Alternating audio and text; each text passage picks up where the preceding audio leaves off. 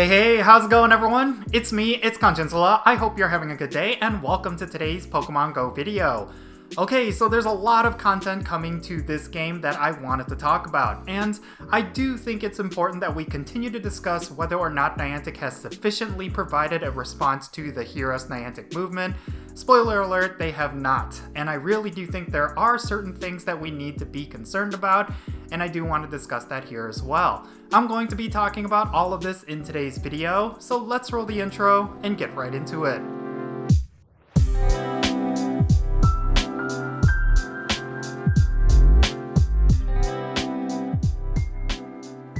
Alright, you know what it is. Make sure you're subscribed to my channel if you are here for the first time. And yeah, let's talk about everything that's coming to Pokemon Go right now. In case you didn't know, there is a new update that is getting pushed out to the App Store as well as Google Play. There's actually a couple of things to look forward to in this month that I really do want to highlight. First and foremost, there's going to be an event themed around Spark, which is of course the leader of Team Instinct, and you're going to be able to get a costumed version of Lakey, which I guess it's kind of exciting. I mean, there's nothing really too much to this particular Pokemon. There's so many good electric types that are currently out there that getting a costume version of it, even the shiny form, is not necessarily going to be game-breaking in any way. Now, just like the Mystic Heroes event that we had earlier this month, there's not going to be any special event spawns or any bonuses that we could look forward to, but there are going to be some notable egg hatches, as well as the debut of a brand new Pokemon that a lot of players were looking forward to. I'm of course talking about Larvesta and its evolved form Volcarona. This Pokemon is something that a lot of players have been wanting for quite a while. Now, what is interesting is that this is going to complete the Unova Pokedex for a lot of players, and that's very interesting considering that we're going to get Gen 5 Pokedex potentially completed before we get Gen 4's Pokedex completed. I don't know why Niantic does it that way, but yeah, that is actually going to be the case after this Pokemon comes out. The other interesting thing is going to be the fact that Larvesta is going to be hatchable from 2km eggs, 5km eggs, and 10km eggs during this event. Now, there's not going to be any kind of hatch bonus with this event, so yeah, it's unfortunate because there's going to be a lot of egg hatching involved if you want this particular Pokemon, and that means it's going to be a pay-to-win mechanic, so depending on how you feel about that, that's going to be kind of unfortunate. Volcarona actually has a lot of relevance in both PvP and PvE, so this is going to be a Pokemon that you will actually want, but maybe it's going to be worth waiting for once it's a lot more readily available outside of egg hatching, but that's really all going to depend on what Niantic plans to do with this Pokemon outside of this event.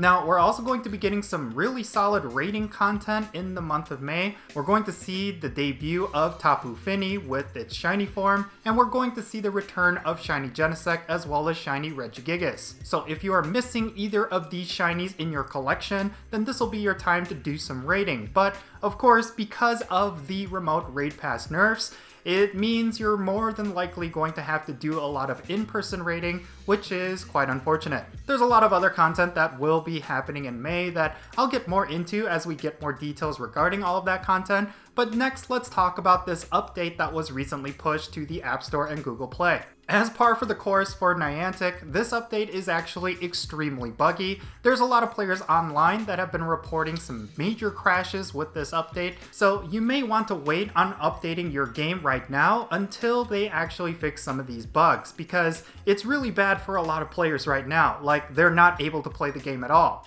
But yeah, other than that, this update doesn't really provide much. There are a couple of bug fixes that players have been wanting, like for example the Team Go Rocket distance bug. Like, that has been a nagging issue pretty much since the beginning of this season of Heroes, and yeah, I really do think it's about time that Niantic fixed this particular bug, considering that Team Go Rocket was supposed to be one of the highlights of this season, and for this bug to be a nagging issue throughout the entire season, yeah, I'm really glad that they're finally fixing it. So yeah, even though this update seems inconsequential, there's actually a lot of content within the details that will be used for future releases. The data miners at PokeMiners discovered that there were a lot of assets for the upcoming Shadow Raid mechanics that will be introduced later on in this year. I'm really curious how Niantic is going to handle it and if it's going to have any special raid mechanics. I think that's the one aspect of Pokemon Go that's kept the lights on, and it's something that has needed an update of some kind in a long while. The last time we've had anything different added to raid battles is of course Mega Evolution raids, and even then it was just basically additional raids. And you know, I'm really curious to see how Niantic is going to handle these shadow raids, because there's a lot of potential for this to be some unique and fun gameplay. Who knows, maybe they are going to require you to solo them, but I really doubt that, considering that Niantic wants to build community-based mechanics, and yeah, that would be one way that they could do that, by having these shadow raids. I mean, I'm looking forward to the day that we can pick up a Shadow Shiny Mewtwo, and we might be inching closer to that with this new mechanic. Of course, within this update, there were only assets that were pushed. We really do not know how these things are going to be added into the game or when they're going to arrive into the game, but considering that Niantic is adding a lot of assets for it, I'm guessing it's going to be really soon. My prediction is that this year's Go Fest is actually going to be themed around these shadow raids. That is because every time they have a Pokemon Go Fest, they usually do something with it that will actually make a huge impact to Pokemon Go. Last year, it was the introduction of the Ultra Beasts, and yeah, I really do think they're going to do shadow raids for this year. Now, of course, there were other assets that were added into this update that will have a future release, and I'm actually really excited about this one. It is going to be the debut of a particular premium item, and that is the Master Ball. From what we can gather, it looks like this is going to be a one-time reward from a special research storyline, and we really do not know if you will be able to get additional Master Balls, but I really do think this is going to be one of those items that's going to be amazing for Pokemon Go players.